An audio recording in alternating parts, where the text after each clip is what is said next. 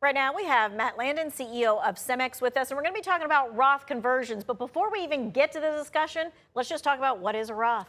Okay, so a Roth is an account that you've already paid taxes on, and provided you follow the rules, it will continue to grow tax-free, and then everything can come out tax-free, both for yourself, but also for your beneficiaries. Okay, so that is a retirement fund. It is a retirement account. All right, so now sometimes you might be hearing about a Roth conversion that you have to do, and so then people will naturally ask, can I actually convert my Roth IRA, and what is that? Yeah, so there's some confusion around this because people will think, oh, I can't do a Roth conversion because I'm no longer working, or I can't do a Roth conversion because I am working. Keep in mind, there is a difference between a contribution, which is where you're putting money in, versus a conversion, where you're taking money out of an IRA account, which is a pre-tax account, paying the taxes and putting it into a Roth. Now, the big thing here is the income limits of how much should I convert, because that does come into play, and you don't want to bump into the wrong area or push yourself into the wrong tax bracket. IRMA, there's a lot of ceilings you want to make sure you don't have a problem with. So this is kind of when you're leaving a job maybe or something like that, or you're changing a job and you've got that Roth IRA in from work.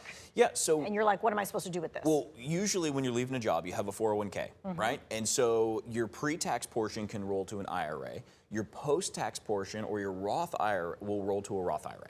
So the big thing there is to say, okay, of those pre-tax dollars, depending on where your income is, how much should I move over? Go ahead and lock in the current tax rates before they change. And that's really the key question here is, how much should I do without running into an issue? And the big thing people look at a lot of time is tax brackets. How much can I make at a certain amount before I bump into that next tax bracket? But they don't think about IRMA and Medicare costs down the road and things of that nature. So how do you know that ceiling?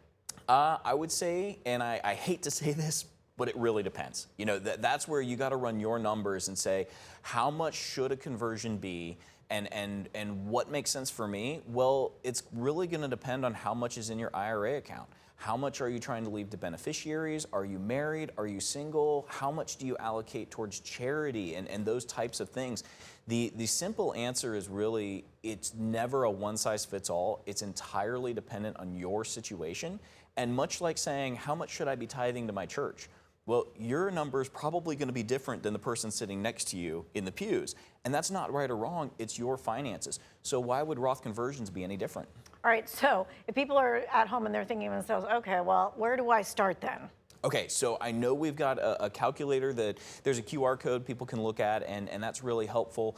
But I would say it never hurts to sit down with a CFP, and that's something that we do for our clients as well as folks that are interested. And we'll run a tax analysis with you and sit down and run the numbers and come to a conclusion on how much should you do.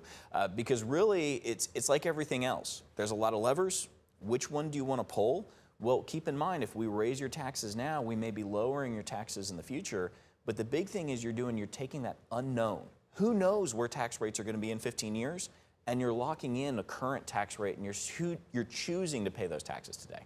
Okay, and so when you put it that way, that makes a lot more sense versus you're just going to take money out or you're just going to move it around. But yeah, there's other implications there that we need to be mindful of. All right, so you know what we're going to do? We're going to post this entire conversation on our website under the tab called To Finance Your Future.